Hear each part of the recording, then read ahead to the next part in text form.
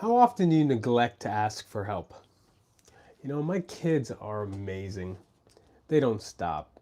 They just ask their parents, me and my wife, nonstop for like everything, for help, for stuff they know they're not supposed to have. You should hear them just giggle when they know the answer we're going to give them. It's enduring, it's lovely, it's cute, it's obnoxious, it's aggravating, it's angering at times, but most of the time it's just super, super cute. And I've been thinking about that a lot lately. How they ask, and inevitably, how much they ask, and, how that translates to our life in the physical, as well as how that translates to our life in the spiritual realm. So, even today we went out to go look for a small bassinet. We were at the local Canadian Tire. We just need something for little one to sleep for a couple months, to avoid, the rollover and suffocation while they have very little neck control. And we saw this amazing deal. We're like, okay, let's go take a look. And boom, it was reduced when we got there. So it was 25% cheaper. And I was like, you know what? We should try to ask for a little bit more of a deal, right? It's the last one. They're getting rid of them. People aren't going to take the floor model. And so, we talked about it for a second more. It's like, yeah, give it a shot. And all of a sudden, this wave hit me. And I was like, I don't know if I should ask. This is cheap. It's a tough economy. There's, work, shortages for people. And, life is tough, right? And maybe I overthink this stuff. Maybe these big corporations are, just out there to get all my money. But, I think of the people's jobs and people's lives, maybe to a fault, probably to a fault. Some of my friends say it's actually to a fault. It's like when one of my buddies says, I can't drive the way I do sometimes and let people in and let them, mosey in on over or be nice, because he's like, if you do that, you're going to cause an accident if you slow everything down too much. And it's true. It really is true. I do overthink, what I'm doing too much. But by God's grace, I think it's okay to overthink at times. Anyway, I digress. So, I was like, okay, maybe I'll ask. And I ended up trepidatiously going up to the manager and I said, hey, well, actually, I should preface by saying I was ghetto enough to think to myself, if I take my pregnant wife up there and my two kids, maybe I'll get a better deal. So the ghetto side was still working. But anyway, so I go up there, I'm a little nervous, and I go, hey, I know this is already on sale, and I know it's already reduced, but, it's the floor model. Do you think I could get a little bit more reduction? I'm just asking. It's okay if not. And, I probably shouldn't have even said, if it's okay if you don't want to give it to me or whatever. I should have just asked. And the guy was just super nice. He's like, yeah, let me see what I can do for you. There's no harm in asking. Goes to the back, goes to the front, and comes back, drops another 10%. Boom. All of a sudden, we're saving, I think it was a total of about 45 or 50% on the total purchase, which was amazing just because I asked. I went out and asked. And I've been thinking about that in many things in life, especially us men, that hold us back. And how often we should be asking for help, but we feel there's this lack of honor if we ask for help. And I think it's actually nonsense, because a lot of people who would, if they were to ask for help to move up in life or for things to shift or change, and of course, God is in control in a lot of these areas, so if God doesn't want you in a certain place or situation, He will, intervene and step in at times, and I thank God for that.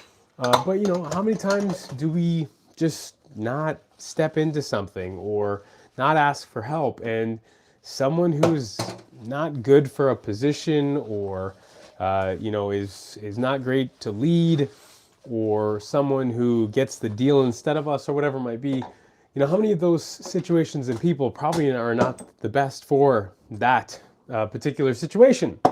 And we were just too, quote unquote, chicken or too ridiculous to just go out and ask for help. And I think it happens more often than not, especially, again, like I said, with men, because we have had this lone wolf ingrained mentality forever. You see it in TV, in movies and on, social media, and you think, it's whatever, right? That doesn't actually apply. It's, kind of an old bromide.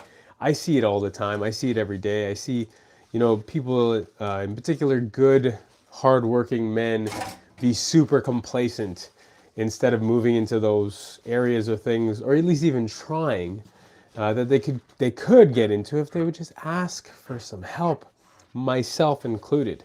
I'm in a situation where I am on the cusp of doing that more often, and I have been doing that by challenging myself. But it's interesting because it's come on the tail end of watching one of my favorite shows, Scrubs. There's a character in Scrubs, Dr. Cox, and he's the over angry, ridiculous person with the quote unquote heart of gold, who's basically the mentor dad of the show. And as the show progresses, he becomes more of that fatherly figure, and he matures late because of a lot of hurts and heartache and a lot of abuse that he went through as a child.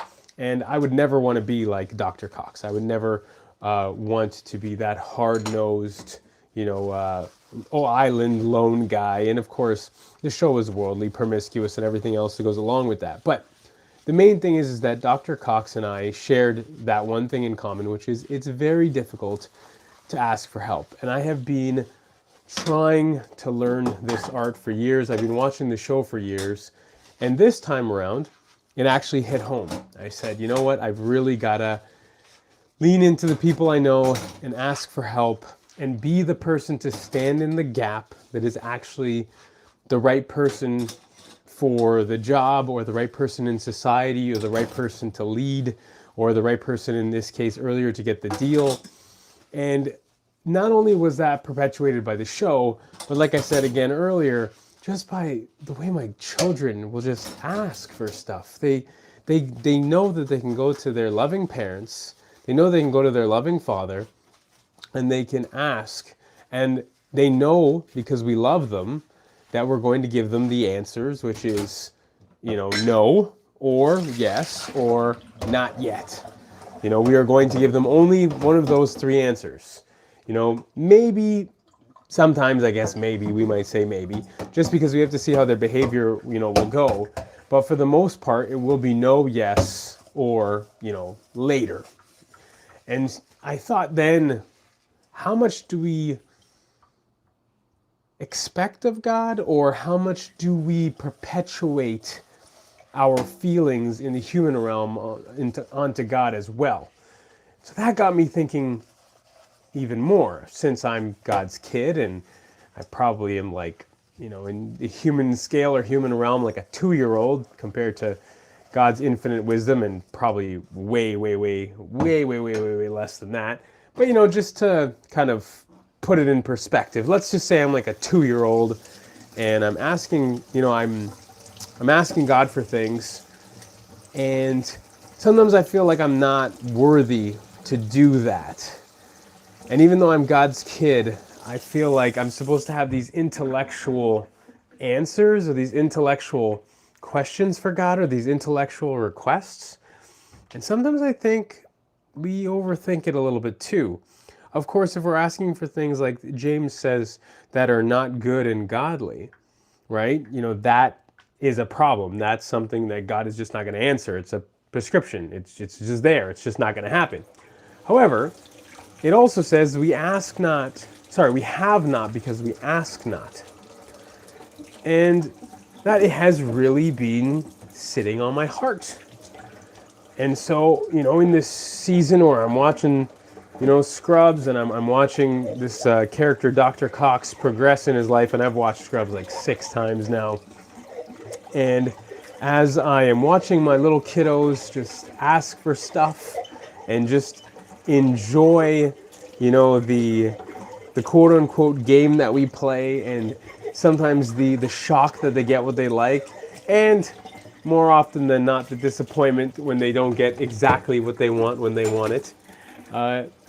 I've just been thinking about how many times I have shot myself in the foot and not being that leader, or not asked for help in that situation, or financial help, or to work in partnership with someone, because really and truly I'm afraid of rejection, and I'm afraid of doing things with someone else.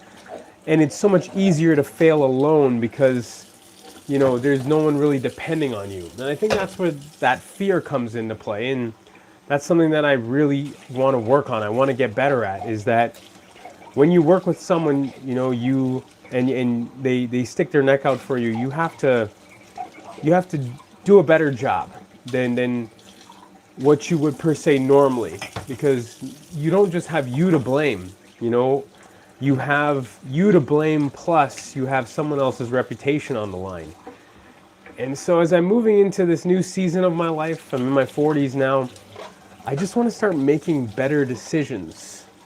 I want to start asking people for help. I want to be more childlike. I want to be like my kids a little bit more with God, and say, God, I'd like this.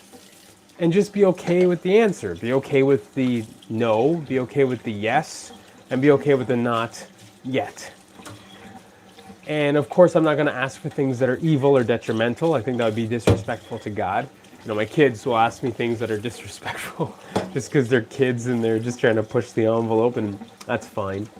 But I do think that we as Christians, especially in the spiritual realm, to a degree in the mental, in the physical, emotional, financial realms, not so much I think in the relational and the spiritual realms, but I think in those main realms, those character building realms, if we're willing to ask God for more, for better things, again, not for ourselves, but to glorify God, and indirectly, it will be the best for us.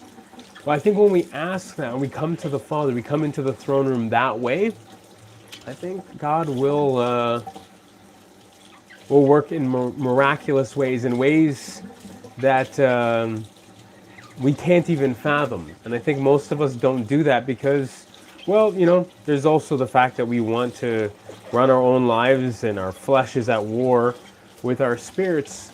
But I think a lot of the times we're afraid to fail. We're afraid to give things to God, and let God actually lead in the situation and work in our lives properly. So as I get close to landing the plane here, I just want to encourage you to ask God. Ask people around you for help. Of course, people that you trust and people that'll, do good by you. I wouldn't trust to ask a loan shark or someone who's unsavory to help you with something, or for their advice on something. But, within the realm of the good charactered people around you, just ask for help. Get some help, get some tutorship, work with someone, build community, because Satan hates that. And I want to do things that Satan hates. Satan hates when we are connected. Satan hates when we work together. Satan hates when we can lean on each other for our strengths. And actually, one of the mentors that I have just recently said to me, or said to us as a group, but he said to me as well. He said, when it comes to a review for work, there's excellent, there's exceeding the standard, meeting the standard, and then needs improvement. He said that if you're doing like 80% in something and you're doing a great job, he's like, why would I want you to work on that 20%, with a deep intention if you're not so great at it? In fact, why not hire someone or get someone to volunteer or to serve alongside you who's really good at that area, so you can focus in on the 80% that you're good at. And I think in this world right now where there's a lot of uncertainty, we as Christians and we as people in general need to lean into the things we're good at, and as a community lift each other up. And when we do that, I think we'll fire on a lot of cylinders and fire in a lot of ways that I don't think we could ever imagine. So I really, hope this video challenges you to get out of your comfort zone, to ask for help, to be, of course, respectful and considerate of whom you're asking. And of course, if you're bringing something before God, God obviously knows our hearts and knows, even if we come in a way that, of course, is reverent to God, but, we're just kind of in a jokey mood or a silly mood. But, I mean, let's just ask. Ask your Father. He already knows your heart, and He wants to work through that, and in spite of where you're at and maybe your frustrations or the blind spots that you have. And, just like my kids, I think He wants us to laugh, to thrive, to be encouraged. There's a reason why God made us, whoever does have kids, to have kids. He made us to desire community. He made us to connect with one another. He made us to laugh. God's so cool that way. He actually developed an entire mainframe for us to joke with one another. It's incredible. It's absolutely incredible to think that. And I'm just humbled, very, very, very humbled to know that my God listens to my concerns, knows my heart, still asks me to connect with Him, and will answer in definite ways, whether it takes days, weeks, months, or years. The answer will come through, and it is a wonderful no, not yet, or maybe. Just super, super thankful for that. So go out there, ask, for help, pray to get more help, spend time with people who make you laugh, and do things that are going to propel God's kingdom, propel you forward. You're going to face hardships. There's going to be trials and tribulations, but there also should be wonderful joys and amazing victories for Christ and for other people around us and for ourselves.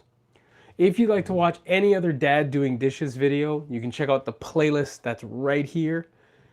Please subscribe and like if you are enjoying the content. I just want to say thank you so much for watching. Have yourself a wonderful day, evening, morning, or night.